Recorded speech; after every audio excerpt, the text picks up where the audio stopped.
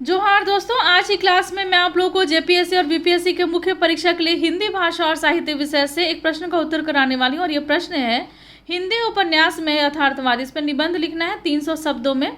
और ये प्रश्न कई बार बीपीएससी के मुख्य परीक्षा में पूछा जा चुका है और ऐसी संभावना है कि 7th 8th 9th 10th JPSC में यदि उपन्यास से प्रश्न पूछे जाते हैं मुख्य परीक्षा में तो फिर ये प्रश्न रिपीट हो जाए। और इसीलिए मैंने इसको काफ़ी महत्व दिया है इस प्रश्न को, क्योंकि एक ही प्रश्न को कई बार अलग अलग तरीके से पूछा गया है बीपीएससी के मुख्य परीक्षा में। इसका जब मैंने आंसर राइटिंग किया है तो इसमें शुरुआत में मैंने बताया है कि आरंभिक हिंदी उपन्यास किस तरीके से लिखे जाते थे, किस शैली में लिखे जाते थे, को क्या उद्देश्य था इसके लेखन का।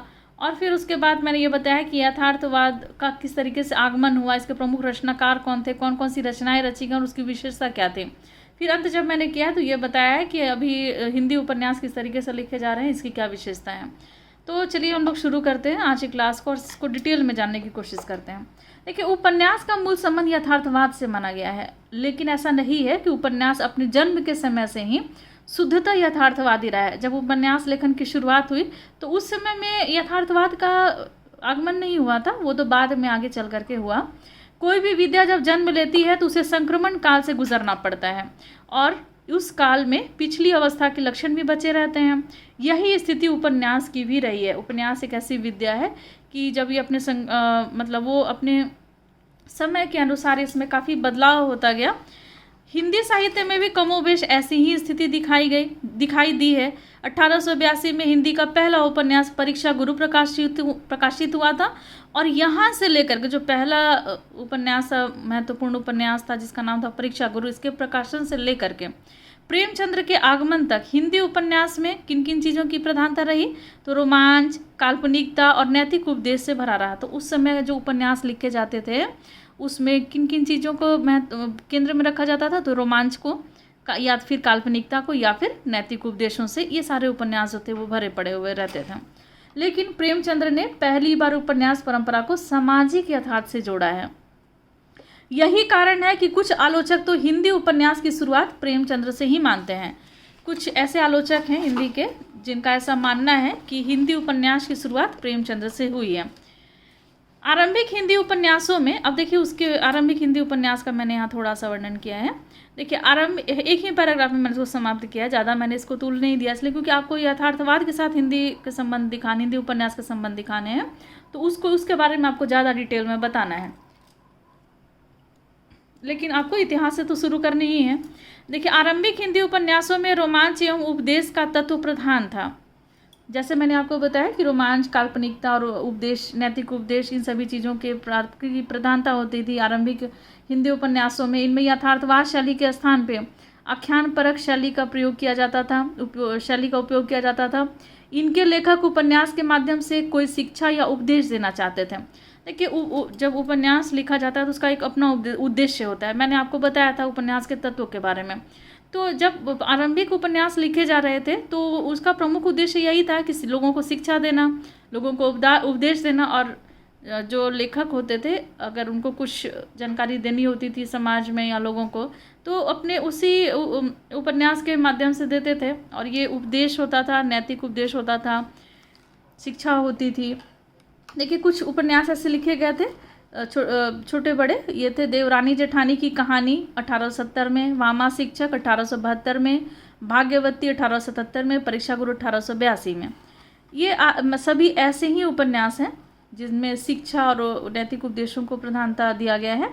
1891 ईस्वी से लेकर के 1915 ईस्वी तक हिंदी में अय्यारी, तिलिस्म प्रधान, जासूसी, रोमांस प्रधान उपन्यासों का बोलबाला रहा है।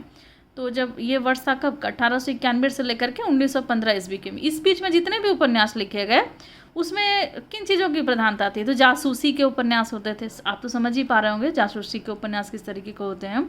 अय्यारी, तिलिस्म के, जैसे कि मैं एक एग्जाम्पल के रूप में आपको बता रही हूँ, ऐसा नहीं कि यही, जैसे चंद्रकांता हम लोगों ने देखा था, हम लोग जो बचपन में उस तरीके के सीरियल्स हम लोग देखा करते थे, दूरदर्शन पे आता था चंद्रकांता, जो हम लोग काफ़ी बहुत पसंद करते थे। मुझे जहाँ तक याद है दूरदर्शन पे, आप सभी बताएंगे कि किस चैनल पे आता था।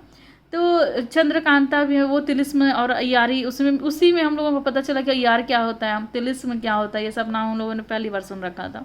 तो उस तरीके के प्रधानता वाले उपन्यास लिखे जा रहे थे, जासूसी प्रधान उपन्यास लिखे जा रहे थे, रोमांस प्रधान उपन्यास लिखे जा रहे थे। लेकिन अब थोड़ा बदलाव आया। अब देखिए यथार्थवाद का आगमन किस तरीके से हुआ उपन्यास में। किंतु इन सभी के बीच में ही हिंदी उपन्यास यथार्थवाद की ओर अग्रसर होने लगा था। अब देखिए बदलाव आ रहा है। प्रेमचंद्र पूर्व युग के उपन्यासकार भुवनेश्वर मिश्र, ये सभी जिनका नाम मैं अभी बताऊंगी, प्रेमचंद्र का आगमन जब तक नहीं हुआ था उसके तुरंत पहले के जितने भी उपन्यासकार थे ये उनका वर्णन हो रहा है। प्रेमचंद्र के पूर्व युग के उपन्यासकार भुवनेश्वर मिश्र, बृजनंदन सहाय, मेहता लज्जाराम शर्मा, आप याद रखेंगे इन सब नाम को, मेहता लज्जाराम शर्मा आदि हिंदी उपन्यास को यथार्थवाद की ओर ले जाने का प्रयत्न शुरू कर दिए थे। तो देखिए कैसे बदलाव आ रहा है।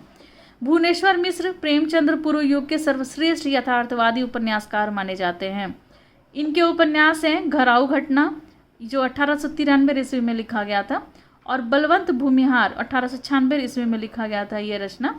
घराऊ घटना हिंदी उपन्यास का प्रथम यथार्थवादी उपन्यास माना जाता है। घराऊ घटना, रचनाकार इसे कौन थे? तो भुवनेश्वर मिश्र। ये जो घराऊ घटना उपन्यास है उसमें मध्य वर्ग के एक साधारण पारिवारिक व्यक्ति के दैनिक जीवन का उसके सूक्ष्म ब्यौरों के साथ यथार्थ और प्रामाणिक चित्र उपस्थित किया गया था। ब्रजनंदन सहाय का सौंदर्योपासक और मेहता लज्जाराम शर्मा का धूर्त रसिक लाल भी इसी दृष्टि से उल्लेखनीय उपन्यास है। तो ये सभी यथार्थवादी उपन्यास है, शुरुआती दौर के उपन्यास है, प्रेमचंद्र के आगमन से पूर्व। इस प्रकार प्रेमचंद्र पूर्व युग में ही हिंदी उपन्यास यथार्थवाद से जुड़ने का प्रयत्न कर रहा था। पूरी तरह से जुड़ा नहीं था, एक प्रयास हो रहा था कि हिंदी उपन्यास किस तरीके से यथार्थवाद के साथ जोड़ा जाए या जुड़ रहा था, बदलाव आ रही थी लेखन में। तो किंतु समग्र रूप में इन लेखकों का प्रमुख उद्देश्य सामाजिक यथार्थ का सूक्ष्म दृष्टि से अवलोकन, विश्लेषण और चित्रण नहीं था। देखिए यथार्थवाद के साथ जुड़ने का प्रयास तो हो रहा था, लेकिन अगर ये देखा जाए कि मतलब चारों तरफ से देखा जाए तो इनका सूक्ष्म दृष्टि से, सामाजिक यथार्थ का सूक्ष्म दृष्टि से अवलोकन इनका उद्देश्य नहीं था। उनका विश्लेषण करना, समाज का विश्लेषण करना उद्देश्य नहीं था। उन समाज का चित्रण करना पूरी तरह से इसका उद्देश्य नहीं था। हिंदी उपन्यास को ठोस स्तर पर यथार्थवाद से जोड़ने का काम प्रेमचंद्र ने किया। जैसा कि कुछ आलोचक का मानना है कि हिंदी उपन्यास की शुरुआत प्रेमचंद्र से ही होती है। तो हिंदी उपन्यास को ठोस स्तर पर यथार्थवाद से जोड़ने का काम किसका था? प्रेमचंद्र का था। उन्होंने अपने युग का सामाजिक समस्याओं को कथानक के रूप में अपनाते हुए यथार्थवादी शैली में ही उनकी अभिव्यक्ति की थी। सेवा सदन से आरंभ हुआ उनका अंतर्मुखी यथार्थवाद गोदान तक पहुंचकर पूर्णतः यथार्थवाद में परिणत हो गया। तो इनके लेखन में भी किस तरीके से परिवर्तन आ रहा है। सेवा सदन से आरंभ करते हुए फिर आदर्शोन्मुखी है, आदर्शोन्मुखी यथार्थवाद, और फिर गोदान तक पहुंच करके पूर्णतः यथार्थवाद में ये परिणत हो गया इनका लेखन। प्रेमचंद्र के बाद यथार्थवाद और हिंदी उपन्यास का रिश्ता अनवरत जारी रहा। ऐसा नहीं था कि प्रेमचंद्र तक ही सीमित रहा। प्रेमचंद्र के जब वो उनकी मृत्यु हो गई उसके बाद भी हिंदी उपन्यास का जो रिश्ता था वो अनवरत जारी रहा था यथार्थवाद के साथ। प्रत्येक उपन्यासकार ने यथार्थ को अपने उपन्यास में प्रश्रय दिया, भले ही उसका स्वरूप साम्यवादी, मनोविश्लेषणवादी, अस्तित्ववादी आदि अलग अलग ढंग का क्यों न रहा हो। भले अगर उनके उपन्यास का जो उद्देश्य रहा वो अलग अलग, मतलब उसका स्वरूप अलग अलग था, लेकिन यथार्थवाद को उन्होंने महत्वपूर्ण स्थान दिया था। प्रेमचंद्र के बाद के जितने भी रचनाकार हुए वो, यही कारण है कि प्रेमचंद्र के बाद हिंदी उपन्यास का इतिहास वस्तुतः यथार्थवाद के विभिन्न प्रारूपों का ही इतिहास है, जिसे सामाजिक यथार्थ, सामाजिक यथार्थवाद, मनोविश्लेषणवादी यथार्थवाद, स्त्री विमर्श तथा दलित विमर्श जैसी धाराओं के रूप में समझा जाता है। तो अभी थोड़ा सा परिवर्तन हुआ है, लेकिन यथार्थवाद जो है वो अभी भी उपन्यास में, हिंदी उपन्यास में कायम है। तो इस तरीके से मैंने इस पे निबंध लिखा है, और लिमिट शब्दों में लिखना था। थोड़ा सा शब्द अगर अधिक भी हो गए होंगे तो इसको आप इग्नोर करेंगे, और मैं आपको बोलती भी हूँ कि जब भी आप आंसर राइटिंग कीजिए तो शब्दों की संख्या थोड़ी सी बढ़ाया कीजिए, ताकि जब आप आंसर करेंगे एग्जामिनेशन हॉल में तो उतने शब्दों में हो, उतने शब्द आपके पास रहें कि एक अच्छा सा आंसर लिखा जा सके। नहीं तो शब्द कम पड़ जाएंगे आपके पास। तो इसीलिए थोड़े से शब्द अधिक लिखेंगे, थोड़ा 50-100 अधिक होना चाहिए।